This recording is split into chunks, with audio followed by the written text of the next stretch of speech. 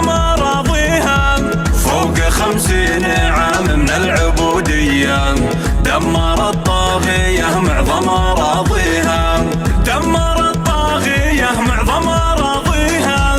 أبشر يا دمشق اليوم حرية، وحد الصف والدولة نحاميها، من جبال العرب حتى الخمشرية، دارنا بالوفاء والعز نبنيها.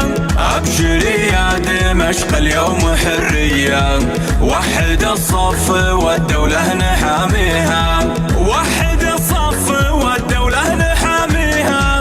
شدوا العزم